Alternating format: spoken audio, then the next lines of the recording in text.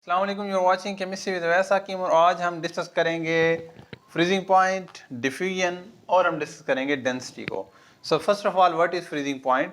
The point the temperature at which some liquid freezes, some liquid substance convert into a solid substance is called freezing point. Simple example देता हूँ, मेरे पास water है, मैं उसको किसी ऐसे मीडियम में रख देता हूँ जिसका टेम्परेचर कम है, मीन्स मैं इसको फ्रिज में रख देता हूँ, फ्रिज के ऊपर वाले खाने में रख देता हूँ, ठीक है।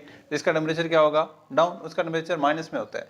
सो जब जैसे जैसे वाटर का टेम्परेचर डिक्रीज होता जाएगा, इसके मालिक्यूल्स की मोशन कम होती जाएगी, इनके मालिक्यूल्स की काइनेटिक एनर्जी कम होती जाएगी और मालिक्यूल्स करीब करीब आएंगे, मालिक्यूल्स करीब करीब आएंगे, इंटरमॉलिक्यूलर फोर्स बढ़ेगी, इंटरमॉलिक्यूलर फोर्स बढ़ेगी तो मालिक्यूल जो है वो सब्सटेंस जो है वो लिक्विड फॉर्म से सॉलिड फॉर्म में कन्वर्ट हो जाएगी। इस चीज़ को समझते हैं। देखिए, फॉर एग्जांपल मैंने वाटर लिया जो कि लिक्विड फॉर्म में था, उसको मैंने, इसका टेम्परेचर मैंने कम कर दिया और ये कन्वर्ट हो गया जनाब सॉलिड फॉर्म में। सो यानी ये क्या हो गया? फ्रीज हो गया। लेकिन फ़र्ज़ करें हम कहते हैं इसमें से कुछ मालिक्यूल वापस जो है किस में होने कन्वर्ट हो गए, लिक्विड में कन्वर्ट हो गए, तो मैं ऐसे कहता हूँ ये जी क्या हो गया? मेल्ट हो गया। सो शुरू में देखें हम टेम्परेचर कम करने लगते हैं, जैसे हम टेम्परेचर कम करके 0 डिग्री ले आते हैं तो वाटर मालिक्यूल जो है वो मूव करने लग जाते हैं, मूवमेंट कम हो जाती है और वाटर मालिक्यूल जो है वो लिक्विड फॉर्म से सॉलिड फॉर्म में कन्वर्ट होने लगते हैं।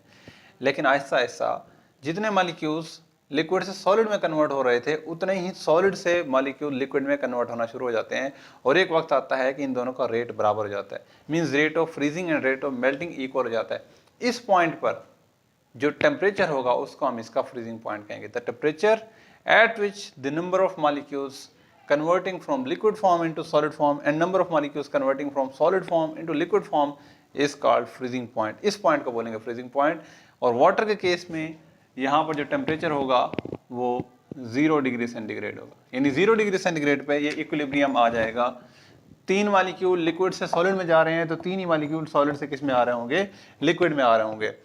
अब अगर आप टेम्परेचर और डिक्रीज करेंगे 0 डिग्री सेंटीग्रेड से भी तो इक्विलिब्रियम डिस्टर्ब हो जाएगा। जब इक्विलिब्रियम डिस्टर्ब होगा तो रिएक्शन जो है वो इस डायरेक्शन में स्टार्ट हो जाएगा, यानी बैकवर्ड रिएक्शन नहीं होगा। वाटर जो है वो लिक्विड से सॉलिड में जाएगा लेकिन सॉलिड से लिक्विड में नहीं आएगा, क्योंकि आपने टेम्परेचर 0 डिग्री सेंटीग्रेड से कम कर दिया, -1 कर दिया, -2 कर दिया। दूसरी कंडीशन ये हो सकती है आप टेम्परेचर इंक्रीज कर दें, 1 डिग्री सेंटीग्रेड कर दें या 2 डिग्री सेंटीग्रेड कर दें, तब रिएक्शन क्या हो जाएगा? बैकवर्ड स्टार्ट हो जाएगा, यानी सॉलिड से लिक्विड कन्वर्ट होना शुरू कर देंगे मॉलिक्यूल्स और लिक्विड से सॉलिड कन्वर्ट नहीं होंगे और आपका जो सॉलिड है वो मेल्ट हो जाएगा। ठीक है। डिफरेंट सब्सटेंसेस के मेल्टिंग और बॉइलिंग पॉइंट और फ्रीजिंग पॉइंट डिफरेंट होते हैं, डिपेंड करता है उनके अंदर इंटरमॉलिक्यूलर फोर्सेस कैसी हैं। वाटर के अंदर स्ट्रॉन्ग इंटरमॉलिक्यूलर फोर्सेस होती हैं, इसलिए इसका जो फ्रीजिंग पॉइंट है वो 0 डिग्री सेंटीग्रेड है। लेकिन कुछ मालिक्यूल्स ऐसे हैं जिनके अंदर इंटरमॉलिक्यूलर फोर्सेस इतनी ज़्यादा स्ट्रॉन्ग नहीं होती, और जैसे कि हम कहें एसिटिक एसिड की अगर हम बात करें तो वाटर का हमने कहा फ्रीजिंग पॉइंट है 0 डिग्री सेंटीग्रेड, और अगर हम एसिटिक एसिड की बात करें तो इसका फ्रीजिंग पॉइंट जो है वो होता है हमारे पास 16.6 डिग्री सेंटीग्रेड। इसका फ्रीजिंग पॉइंट ज़्यादा है। क्यों? क्योंकि इसके अंदर जो इंटरमॉलिक्यूलर फोर्सेस हैं वो बहुत ज़्यादा स्ट्रॉन्ग हैं और वो ज़्यादा टेम्परेचर पर भी मीन्स क्या हो जाती हैं? ओवरकम कर लेती हैं और किस में कन्वर्ट हो जाती हैं? सॉलिड फॉर्म में कन्वर्ट हो जाती हैं। ओके, अब हम बात करते हैं डिफ्यूजन की। So what is diffusion? Diffusion की दो तरह की डेफिनेशन पड़ी हुई है। Movement of molecule from area of higher concentration to the area of lower concentration is called diffusion. या हम ये कह सकते हैं डिफ्यूजन क्या है? Movement of molecule from high concentration gradient, movement of molecule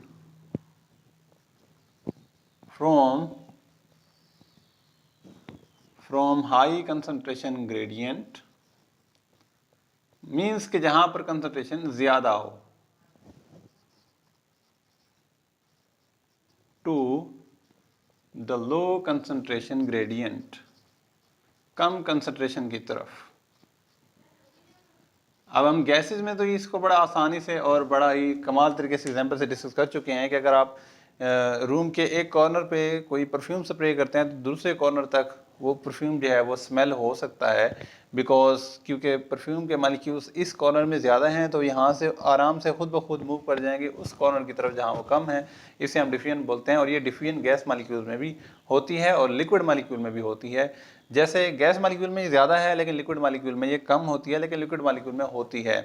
simple example हम देखें, अगर वाटर के अंदर आप एक ड्रॉप इंक का डाल दें तो इंक कुछ देर के बाद पूरे वाटर को कवर कर लेगी। सो ये है डिफ्यूजन। अब ये डिफ्यूजन कुछ फैक्टर्स पर डिपेंड करती है। कौन कौन से फैक्टर्स हैं जी? उन फैक्टर्स में से पहला फैक्टर है इंटरमॉलिक्यूलर फोर्सेस, और इसका जो रिलेशन है डिफ्यूजन के साथ वो इनवर्स है। अगर इंटरमॉलिक्यूलर फोर्सेस स्ट्रॉन्ग होंगी तो डिफ्यूजन कम होगी, और अगर इंटरमॉलिक्यूलर फोर्सेस वीक होंगी तो डिफ्यूजन ज़्यादा होगी। डिफ्यूजन में क्या होगा, वाटर मॉलिक्यूल्स एक एरिया वाटर में को जो भी चीज़ हमने पुट की है वो एक एरिया से लिक्विड के मॉलिक्यूल दूसरे एरिया की तरफ मूव करेंगे। अगर उनमें इंटरमॉलिक्यूलर फोर्सेस स्ट्रॉन्ग होंगी तो उनकी मूवमेंट जो है वो थोड़ी सी स्लो होगी, क्योंकि वो अट्रैक्ट कर रहे होंगे मॉलिक्यूल्स को। लेकिन अगर इंटरमॉलिक्यूलर फोर्सेस वीक होंगी तो वो आसानी से एक जगह से दूसरी जगह मूव कर जाएंगे। अब हम एग्जांपल लेते हैं, कॉपर सल्फेट में जो इंटरमॉलिक्यूलर फोर्सेस होती हैं वो इतनी ज़्यादा स्ट्रॉन्ग नहीं होती जितनी इंक के मॉलिक्यूल्स के अंदर होती है। तो इंक के मॉलिक्यूल जो है वो इतना ज़्यादा जल्दी डिफ्यूज़ नहीं करते जितना कॉपर सल्फेट मॉलिक्यूल डिफ्यूज़ कर जाते हैं। हम यही देखेंगे दोनों को कि दोनों में डिफ्यूजन कैसी है। सो नेक्स्ट हमारे पास जो फैक्टर है हमारे पास इंटरमॉलिक्यूलर फोर्सेस के बाद वो है साइज ऑफ मॉलिक्यूल, और साइज ऑफ मॉलिक्यूल जो है वो भी हमारे पास इनवर्स रिलेशन रखता है डिफ्यूजन के साथ। देखिए सिंपल सी बात है, अगर मैं आपको सिंपल एग्जांपल दूं कि 3-4 मोटे लड़के मैंने उनको कहा कि आप यहाँ से दौड़ें और उस तरफ जाएं, और 2-3 जो है वो दुबले पतले और एक्टिव लड़कों को मैंने कहा कि आप यहाँ से दौड़ें उधर जाएं, कौन उधर पहले पहुँचेगा? ऑब्वियसली जिनका साइज़ कम होगा उनकी स्पीड ज़्यादा होगी और वो ज़्यादा जल्दी से डिफ्यूज़ कर जाएंगे, और जिन मॉलिक्यूल का साइज़ जो है वो ज़्यादा होगा, बड़ा होगा, उनमें डिफ्यूजन कम होगी। सो size of molecule is inversely proportional to diffusion. Less the size, more the diffusion, and greater the size, lesser will be the diffusion. Next हमारे पास जो फैक्टर है वो है हमारे पास shapes of molecules. अगर molecules की जो shapes है वो रेगुलर है, अगर रेगुलर शेप है तो डिफ्यूजन ज़्यादा होगी, और अगर इरेगुलर शेप है तो डिफ्यूजन कम होगी।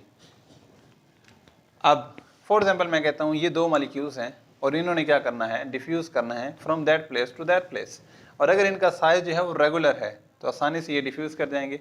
लेकिन अगर इनका साइज़ इरेगुलर है, फॉर एग्जांपल मैं इसे कह देता हूँ इसका साइज़ यूँ है, इरेगुलरिटी में दिखा रहा हूँ, तो ये मूव करते हुए आपस में क्या करेंगे, बहुत ज़्यादा टकराएंगे, रुकावट पैदा करेंगे, जिसकी वजह से डिफ्यूजन स्लो हो जाएगी।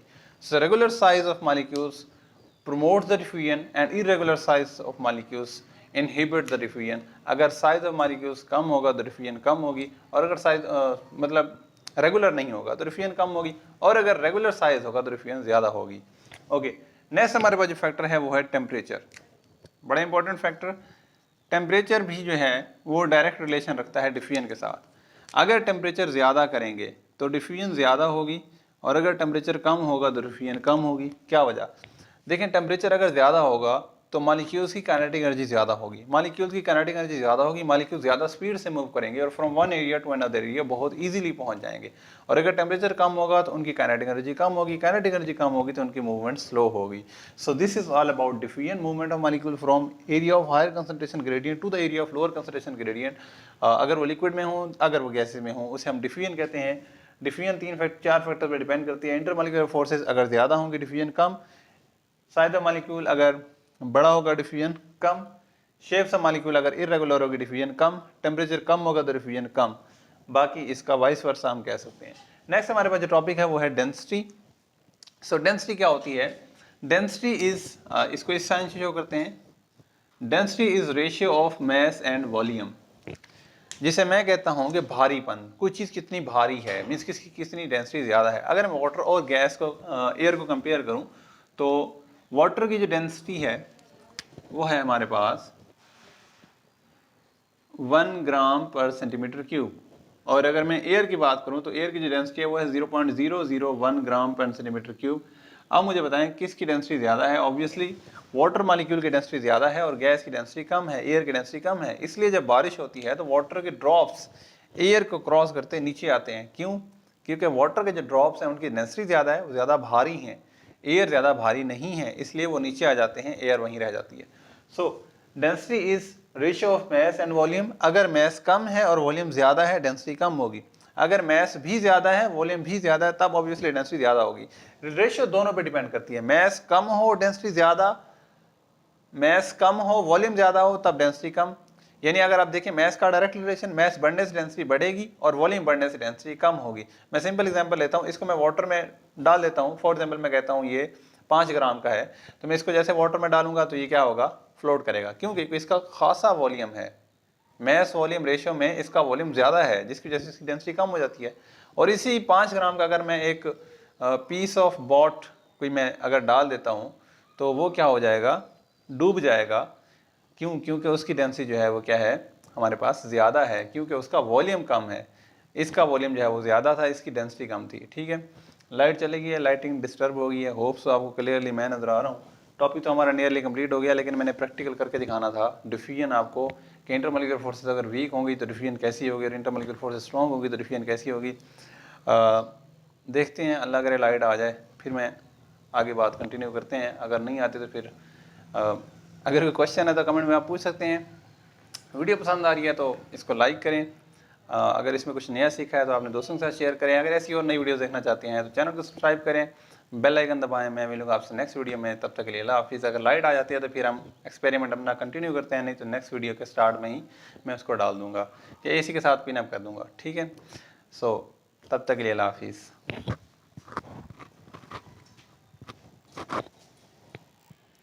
Sir we are right back, और हमारे पास यहाँ पर 2 गिलास हैं। लाइट तो नहीं आई लेकिन अच्छा नज़र आ रहा था, मैंने कहा चलें आप यहीं कर लेते हैं।